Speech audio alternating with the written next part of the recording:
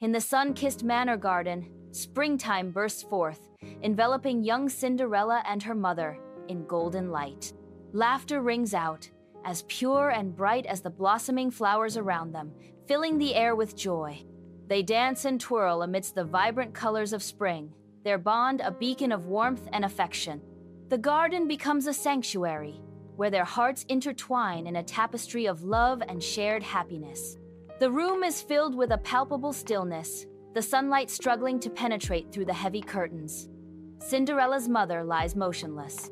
With a last fading strength, she reaches out, beckoning Cinderella closer.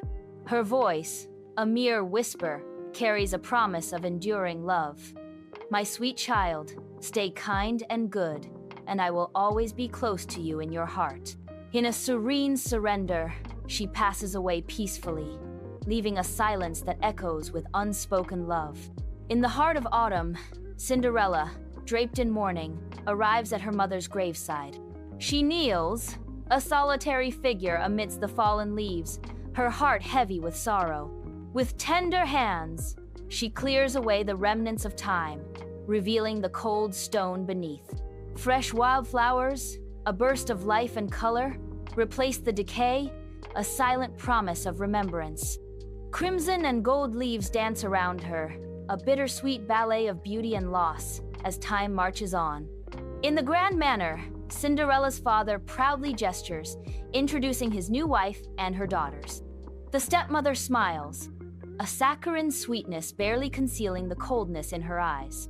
Griselda and Brunhilde cast sidelong glances at Cinderella, their faces betraying disdain. Brunhilde eyes Cinderella with disdain.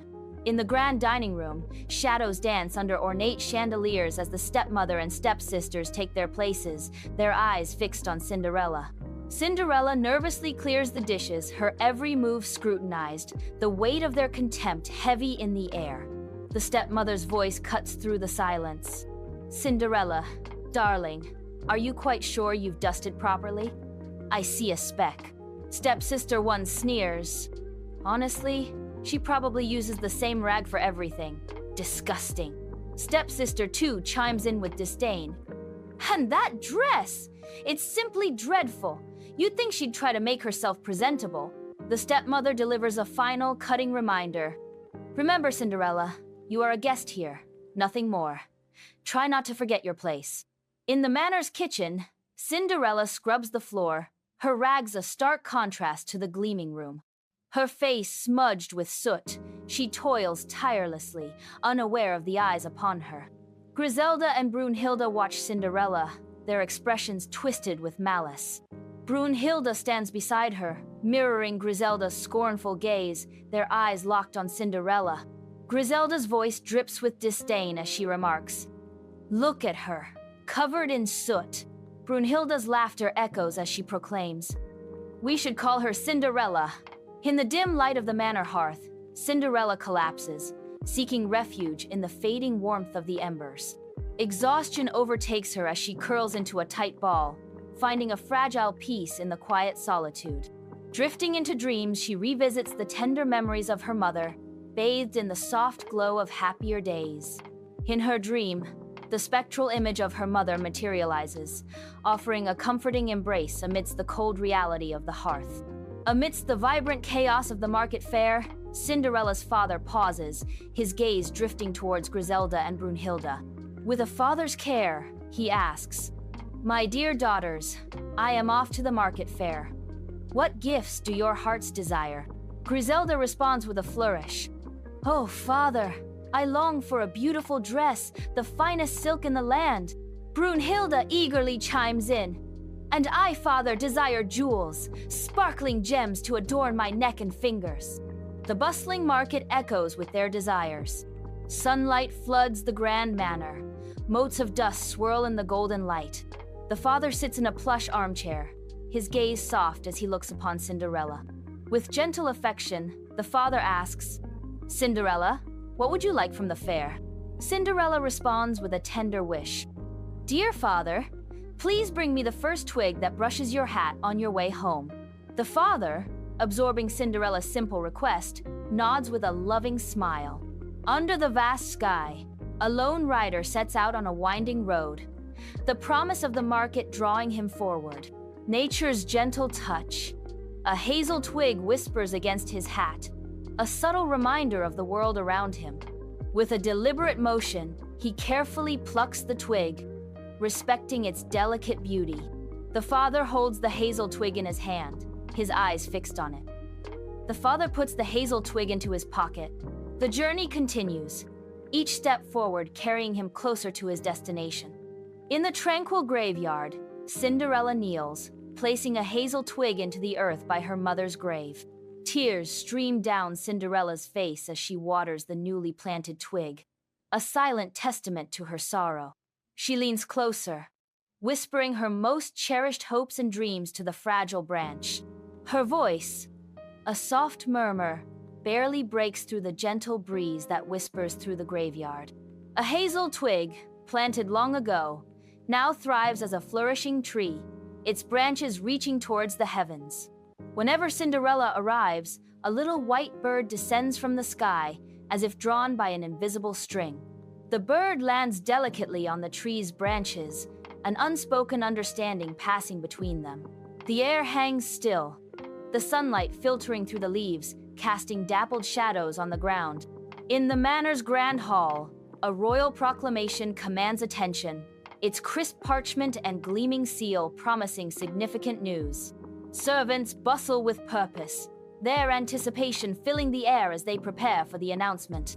The proclamation heralds a grand festival, a kingdom-wide invitation for young women to meet the prince. Whispers of excitement and dreams of royalty begin to stir within the manor's walls. The soft light of day streams through the tall windows, illuminating the scene with a hopeful glow. A grand festival is announced, inviting all young women in the kingdom to meet the prince. Griselda and Brunhilde erupt in unrestrained joy, their faces reflecting pure, unadulterated excitement. Their minds race with anticipation as they begin to plot and scheme, envisioning the exquisite attire they will adorn. With imperious gestures, they summon Cinderella, their voices ringing with entitlement as they pile on more tasks. Cinderella is standing, eyes downcast, hands clasped tightly in front of her, a picture of quiet resignation. The sisters stand amidst a growing mountain of garments, their laughter echoing through the manor as they prepare for the grand event. Cinderella watches silently, her own dreams fading into the background as she is buried under an avalanche of chores. In the expansive kitchen of the manor, Cinderella stands amidst dancing dust motes, bathed in sunlight. Her stepmother watches with cold disdain, her gaze sharp and unforgiving. Cinderella's voice trembles with desperate hope as she pleads, "Please, stepmother, may I go to the ball?" The stepmother's response is laced with cruel condition. Absolutely not. Unless she presents an impossible task with chilling indifference. You can sort this bowl of lentils from the ashes in 2 hours. Then, and only then, will I consider it. Amidst the neglected stones of the graveyard, Cinderella walks towards a lone hazel tree. She pauses before the tree, inhales deeply, and calls out to the sky, her voice echoing in the stillness. A whirlwind of wings descends, as birds of every feather swarm the graveyard. Guided by magic, the birds meticulously sort the lentils with astonishing speed and precision. Cinderella approaches her stepmother, her eyes filled with a hopeful innocence. She offers the bowl, a silent plea for approval shimmering in her wide, earnest eyes. The stepmother casts a cold, assessing gaze upon the offering, her expression a mask of disdain. Her eyes narrow, scrutinizing each lentil as if judging not just the task, but Cinderella's very soul. The air thickens with unspoken judgment, the silence amplifying Cinderella's quiet hope. In the manor's cold light, a single bowl becomes a battleground of expectations and unfulfilled dreams. Under the watchful moon, shadows dance across the graveyard where secrets lie buried. After her family disappears, Cinderella approaches the ancient hazel tree, its branches reaching like skeletal fingers. In hushed tones, she whispers her deepest wish into the tree's ancient heart. Suddenly, a beautiful gown shimmers into existence, woven with threads of moonlight. Matching slippers materialize at her feet, sparkling like captured stars.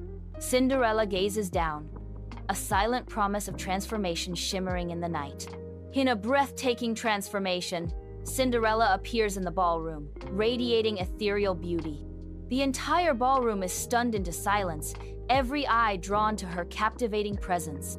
The prince, instantly captivated, approaches Cinderella with unwavering intent. He gently takes her hand, sealing their connection in a moment of unspoken promise. Lost in each other's presence, they dance through the night, oblivious to the world around them. As the palace ball concludes, Cinderella makes a stealthy retreat to evade the prince. The garden's shadows deepen, providing Cinderella with a cloak of secrecy. She moves with purpose, each step measured to avoid drawing attention. The grand palace fades behind her, and she disappears into the night. The pursuit begins, but Cinderella has vanished, swallowed by the darkness of the palace gardens. In the palace ballroom, Cinderella appears, radiant in an even more magnificent gown. The prince, who has been waiting, sees her and smiles broadly, anticipation lighting his face. The prince, who has been waiting for her, dances with her again. The prince extends his hand, inviting Cinderella to dance, their eyes meeting in a silent promise. Under the ominous moonlight, the palace steps shimmer with a thick coat of black pitch. Cinderella, radiant yet panicked, races down the steps, her silk gown billowing behind her.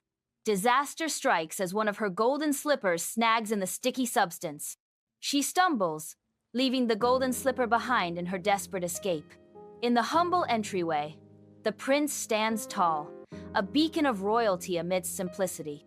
The golden slipper gleams, a symbol of fate in the soft, inviting light. A hush descends, anticipation hanging heavy in the air. The prince's voice rings out, declaring, "I shall marry the woman whose foot fits this slipper." His words echo, a promise and a challenge woven into one. The room holds its breath, awaiting the destiny about to unfold. The stepsisters grapple with the glass slipper, their desperation intensifying as they struggle to force their feet inside. Veins bulge as they contort and strain, but the slipper remains stubbornly resistant. The prince stands firm, his face etched with determination, his gaze sweeping across the room, searching. His resolve hardens, his voice resonating with command.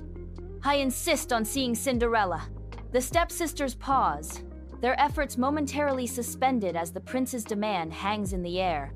The room falls silent, the focus shifting entirely to the prince and his unwavering insistence. Cinderella steps into the manor, her heart pounding with anticipation. The golden slipper slides onto Cinderella's foot with ease, a perfect fit. The prince's eyes widen, recognition flooding his face as he sees the slipper fits. She is my true bride. At their wedding, a radiant Cinderella stands beside her prince, her beauty and grace illuminating the ceremony. Cinderella's forgiveness shines as she embraces her stepfamily, her kindness prevailing over past hurts.